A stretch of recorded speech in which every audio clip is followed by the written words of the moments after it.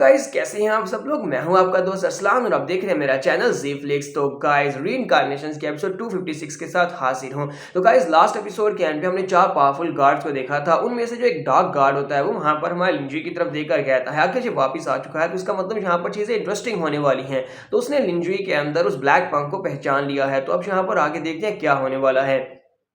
तो hello guys, कैसे हैं आप सब लोग। रीइंकार्नेशंस के एपिसोड 256 के साथ हाजिर हो। तो लास्ट एपिसोड के एंड पे हमने देखा था वहां पर 4 गार्ड्स आते हैं और वो चारों गार्ड्स काफी ज्यादा पावरफुल होते हैं। तो उनमें से एक जो होता है डार्क गार्ड होता है, वो हमारे लिंजुई को देखकर वहां पर ओह करता है, जिसकी वजह से लगता है कि उससे यहाँ पर किसी चीज को पहचान लिया है। सभी वेनरेबल्स आगे आते हैं और सभी 4 गार्ड्स को वहां पर वेलकम कहते हैं। और इसी के साथ वहां पर जो लाइट गार्ड होता है उन सभी लोगों से कहता है कि लॉर्ड यानफेंग इस वक्त किसी और काम से डील कर रहे हैं, इसी वजह से वो यहाँ पर नहीं आ सके। उनकी जगह के ऊपर मैं यहाँ पर तुम सभी लोगों को, जो भी यहाँ पर है, तुम सभी लोगों को वेलकम कहता हूँ और साथ ही तुम सभी से कि तुम सभी लोग यहाँ पर असेंबल हो जाओ। मैं यहाँ पर सिलेक्शन मेथड के बारे में तुमसे बात करने वाला हूँ, क्योंकि इस सीक्वेंस टेस्ट में क्या होने वाला है जो तुम्हें बताया जाएगा। तो यहीं पर डोंगवांग फैमिली के पैट्रियार्च को भी दिखाते हैं। डोंगवांग टाइशन वहाँ पर सोच रहे थे, मुझे नहीं लगा था कि स्काई डोमेन के लोग इतने ज्यादा नीटली यहाँ पर आएंगे। देखो जरा ये किस तरह बात कर रहे हैं और ऊपर से इनकी पावर्स तो देखो जरा। इसके साथ ही डोंगवांग टाइशन उन सभी लोगों से कहते हैं, तुम सभी लोग क्योंकि इस वक्त हमारे सिटी में मौजूद हो, तो मैं तुम सभी लोगों से कहता हूँ कि तुम सभी लोगों को सेंट्रल स्क्वायर में, इंपीरियल सिटी के सेंट्रल स्क्वायर में पहुंचना होगा। वहां पर जाने के बाद तुम सभी को रूल्स के बारे में बताया जाएगा। सभी लोग बड़ी स्पीड से उड़ते हुए सेंट्रल स्क्वायर की तरफ चल पड़ते हैं, क्योंकि सेंट्रल स्क्वायर में जाकर इन लोगों को रूल्स के बारे में बताया जाने वाला है। प्रिंसेस जीजी को दिखाते हैं कि प्रिंसेस जीजी हमारे लिंजुई की तरफ देख रही होती है, जबकि उसके साथ वह लड़कियों से कहती है, जीजी जब भी तुम्हें कभी कहा गया कि लड़कियों की तरफ देखो, लेकिन तुम कभी भी किसी लड़के की तरफ नहीं देखती, लेकिन इस सीक्वेंस टेस्ट में आए हुए बाउंडलेस सी से आए हुए इस लड़के लिंजुई की तरफ तुम घूर घूर कर क्यों देख रही हो। तो वो उसे कहती है, मुझे लगता है कि वो लड़का काफी ज्यादा हैंडसम है। जबकि यांग वेंग उसकी बात सुनने के बाद सोच रही होती है, आज जीजी को क्या हो गया, इसे पता नहीं वो लड़का हैंडसम क्यों लग रहा है, क्योंकि आज से पहले जितने भी हैंडसम लड़के इसने देखे उनमें से किसी एक की तरफ इसने मुंह उठाकर दोबारा देखा भी नहीं। और जहाँ पर देखो ये अजीब से भोंगे से लड़के को देखकर कह रही है वो खूबसूरत है। थोड़ी देर के बाद ये सभी लोग सेंट्रल स्क्वायर के पर पहुंच जाते हैं। सेंट्रल स्क्वायर के पर पहुंचने के बाद जो लाइट गार्ड होता है उन लोगों से कहता है, मैं यहाँ पर गार्ड किंग से रिक्वेस्ट करूंगा गार्ड किंग यहाँ पर अपने इम्प्रिंट को बेचे, ताकि तुम सभी लोगों को यहाँ पर रूल्स के बारे में बता सके। इसी के साथ ही लाइट गार्ड वहाँ पर एक स्पेशल रिचुअल को परफॉर्म करता है, जिसके साथ ही वहाँ पर जबरदस्त लाइट निकलती है। इसी लाइट के साथ ही वहाँ पर डोंगवांग टाइशन कहते हैं, ये क्या हो रहा है, हम लोगों ने एक दूसरे को हजारों साल से नहीं देखा। हाँ ये बात तो वाकई में सच है कि मैंने लाइट गार्ड को हजारों साल से नहीं देखा। ये लाइट गार्ड ये तो पहले से बहुत ज्यादा पावरफुल हो चुका है। पता नहीं है कि हम लोग यहाँ पर इस बार भी स्काई डोमेन के लोगों से जीत पाएंगे, क्योंकि स्काई डोमेन के लोग कल्टीवेशन लेवल के हिसाब से और पावर्स के हिसाब से हमसे बहुत ज्यादा पावरफुल हैं। कि सिर्फ यंगर जनरेशन के ऊपर डिपेंड किया जा सकता है कि वो फ्यूचर में इन लोगों को हरा दे। इसी के साथ ही वहाँ पर जबरदस्त लाइट निकलती है और लाइट के साथ ही वहाँ पर गार्ड किंग अपीयर होता है। किंग वाला गार्ड किंग उन सभी के सामने अपीयर होता है, जी सिर्फ और सिर्फ एक इम्प्रिंट होता है। जैसे ही वहाँ पर अपीयर होता है सभी लोग उसके सामने अपने घुटने टेक देते हैं और उसके सामने घुटने टेक के रिस्पेक्ट दे रही होती है। वो वहाँ पर अपीयर होने के बाद अपने प्रेशर को रिलीज कर रहा होता है। टाइशन भी वहाँ पर अपने घुटने टेक कर बैठे होते हैं और सोच रहे होते हैं। ये पंख वाला जो गार्ड किंग है ये हर टाइम जब भी यहाँ पर अपीयर होता है ये सभी के ऊपर अपने प्रेशर को रिलीज करता है, ताकि सभी लोग उसके सामने अपने घुटने टेक दें, चाहे वो कितना ही स्ट्रॉन्ग क्यों ना, उसे अपने इसके सामने घुटने टेकने पड़ते हैं। वूशा भी यहाँ पर अपने घुटने टेक कर नीचे बैठे होते हैं और कहते हैं, 6 पंख वाला जो गार्ड किंग है ये हमेशा ऐसा करता है। प्रेशर इतना ज्यादा टेरिफाइंग है, कोई भी यहाँ पर इस प्रेशर को बर्दाश्त नहीं कर पा रहा। सिर्फ और सिर्फ वहाँ लिंजुई होता है जो कि अपने पांव पर खड़ा होता है, बाकी ये सभी लोग घुटने टेक कर बैठे होते हैं। लिंजुई के पास जो ब्लैक पंख होता है वो कहता है ये वही है, ये वही है, यहाँ पर मुझे सपोर्ट करो, मैं इसके सामने घुटने बिल्कुल भी नहीं टेकूंगा, ना ही इसको वर्शिप करूंगा। तुम्हारा लिंजुई से कहता है, हाँ ठीक है, मैं यहाँ पर तुम्हारी मदद करूंगा ताकि तुम यहाँ पर इसके सामने घुटने ना टेको। तो क्या वाकई में यही वो 6 पंख वाला गार्ड किंग है? ये सिर्फ और सिर्फ एक क्लोन है, लेकिन इतना पावरफुल है। 6 पंख वाला गार्ड किंग उन सभी लोगों से कहता है, तो यहाँ पर रूल बहुत सिंपल होने वाला है, तुम्हें सीक्रेट राह में भेजा जाएगा। वहाँ पर जाने के बाद तुम में से जो भी वहाँ पर 10 टेरिटरीज को होल्ड करेगा, 10 इलाकों के ऊपर कब्जा कर लेगा, वो यहाँ पर हमारा रैंक नंबर 1 के ऊपर आएगा, वो सीक्वेंस टेस्ट को जीतेगा और बाकी के सभी लोगों को उनकी टेरिटरीज के मुताबिक वहाँ पर रैंकिंग दी जाएगी। इतनी ज्यादा इलाकों के ऊपर तुम लोग कब्जा करोगे उतनी ज्यादा तुम्हें रैंकिंग दी जाएगी। साथ ही गार्ड किंग वहाँ पर उन सभी के सामने उस पोर्टल को ओपन करता है और कहता है, तुम सभी लोग यहाँ से उस पोर्टल के अंदर जा सकते हो। तो हमारा जो एम्परर वूशा होता है वो कहता है, पार के जो गेम के रूल है यानी सीक्वेंस टेस्ट के जो रूल है वो काफी ज्यादा अजीब है। इसका मतलब यह है कि वहाँ पर लिंजुआन और लिंजुई इन दोनों को जाकर इलाकों के ऊपर कब्जा करना होगा। ये दोनों अकेले किसी भी इलाके के ऊपर कब्जा नहीं कर पाएंगे, क्योंकि यहाँ पर स्ट्रेंथ की जरूरत पड़ेगी और प्लानिंग की जरूरत पड़ेगी, जो कि इन दोनों के पास बिल्कुल भी नहीं है। स्काई डोमेन के लोग बहुत ज्यादा पावरफुल है, मोरिडियल कॉन्टिनेंट के लोग भी बहुत ज्यादा पावरफुल है, वो लोग यहाँ पर इलाकों के ऊपर कब्जा कर लेंगे, जबकि लिंजुई और लिंजुआन वहाँ पर देखते रह जाएंगे। यहाँ पर किसी ट्रेजर को छीनने की बात नहीं हो रही, बल्कि पूरे के पूरे इलाके के ऊपर कब्जा करने की बात हो रही है। ट्रेजर को छीन का बंदा भाग भी सकता है, लेकिन इलाके के ऊपर कब्जा करने के बाद बंदा भाग नहीं सकता। इसी के साथ ही वो लिंजुआन की तरफ देखते हैं। लिंजुआन क्योंकि एक छोटा सा बच्चा है तो वो वहाँ पर जॉन कर रहा होता है, तो वो कहते हैं, जरा देखो तो सही, जी यहाँ पर रूल्स को ध्यान से सुन भी नहीं रहा, लगता है कि ये बिल्कुल भी नॉर्मल नहीं है। साथ ही वो लिंजुई की तरफ देखता है, लिंजुई वहाँ पर मुस्कुरा रहा होता है, तो एम्परर वूशा कहते हैं, जरा दूसरे की तरफ देखो, वो वहाँ पर रूल्स को सुनकर मुस्कुरा रहा है, जैसे कि उसे लगता है कि बेटा इसको पास कर सकता है। दोनों ही सीक्वेंस बिल्कुल भी नॉर्मल नहीं है। मा लिंजी वहाँ पर सोच रहा था, मैंने ऐसा बिल्कुल भी नहीं सोचा था कि हम लोग यहाँ पर 6 पंख वाला जो गार्ड किंग है उसके प्रेशर को भी बर्दाश्त नहीं कर पाएंगे, लेकिन इसके बावजूद मैंने यहाँ पर तुम्हारी मदद की इस प्रेशर को फेस करने के लिए। तो जो ब्लैक पंख होता है उसे कहता है मेरी फिजिकल बॉडी जहाँ पर मेरे पास होती तो मैं यहाँ पर इसके सामने कभी भी घुटने टेकना नहीं, बल्कि मैं यहाँ पर बिल्कुल हिलता भी नहीं, मैं तो यहाँ पर इसको अपने घुटनों पर नीचे ले आता। लिंजी से कहता है जब यहाँ पर बकवास करना बंद करो, चलो जल्दी से जाकर रिकोऑपरेट करो, अपनी एनर्जी को वापस हासिल करो। उसे कहता है अच्छा ठीक है, फिर कुछ देर के लिए मैं जा रहा हूँ, मैं वापस नहीं आने वाला। लिंजी यहाँ पर अपने वेनरेबल वूजा से कहता है एम्परर वूजा मुझे ये बताएं क्या स्काई डोमेन के जो लोग हैं उनके पास जो पंख होते हैं क्या उन पंखों के पास स्पेशल कलर भी होते हैं? वूजा उसे कहते हैं हाँ मैं तुम्हें यहाँ पर कलर स्कीम्स के बारे में बताता हूँ। इनके कलर्स जो होते हैं यानी कि पंख के जो कलर होते हैं वही यहाँ पर डिटरमिन करते हैं कि आखिर एक गार्ड किंग कितना ज्यादा पावरफुल होने वाला है, यानी स्काई डोमेन के लोग कितने पावरफुल होने वाले हैं। यहाँ पर कलर्स की ग्रेडिंग कुछ इस तरह होती है, व्हाइट, ग्रे, रेड, ब्लू और पर्पल। तो ये सभी लोग अपनी कलर्स के हिसाब से पावरफुल होते हैं। मान लिंजी से कहता है कि मुझे ये बताओ कि ब्लैक कलर के पंखों के बारे में क्या क्या ब्लैक कलर के पंख भी होते हैं? तो वो उसे कहता है तुम्हें यहाँ पर किसने कह दिया कि ब्लैक कलर के पंखों के बारे में बात करो, दोबारा कभी भी यहाँ पर ऊंची आवाज में ब्लैक कलर के पंखों के बारे में बात मत करना, क्योंकि ये यहाँ पर नाम लेना टैबू है। जो ब्लैक कलर के पंख जिसके पास भी होते हैं वो एक गार्ड किंग बनकर ही रहेगा, ये उसकी किस्मत में लिखा होता है। वक्त पूरी की पूरी स्काई डोमेन में सिर्फ और सिर्फ 6 विंग गार्ड किंग है जिसके पास सिर्फ ब्लैक विंग्स हैं। लिंजी से कहता है कि पूरे यूनिवर्स में सिर्फ और सिर्फ एक ही स्काई डोमेन का बंदा ऐसा यानी गार्ड किंग ऐसा जिसके पास ब्लैक कलर के विंग्स हैं। तो वो से कहता है हाँ सिर्फ और सिर्फ एक ही है, दूसरा कोई भी नहीं हो सकता, दूसरा कोई भी ऐसा नहीं है जिसके पास ब्लैक कलर के विंग्स हो। लिंजी उसकी बात सुनने के बाद सोच रहा था मुझे तो लगा था कि ये जो ब्लैक कलर का विंग था ये वाला इस गार्ड किंग से आया होगा, 6 कलर वाले ब्लैक किंग गार्ड किंग से आया होगा, लेकिन यहाँ पर जब उसने प्रेशर को रिलीज किया तो मेरे पास जो ब्लैक पंख है वो उसके साथ रेजोनेट नहीं कर रहा था। इसका मतलब ये है कि ये वाला जो ब्लैक पंख है ये इस 6 पंख वाले गार्ड किंग से बिल्कुल भी नहीं आया, बल्कि यहाँ पर एक दूसरा ब्लैक पंख वाला को गार्ड किंग था।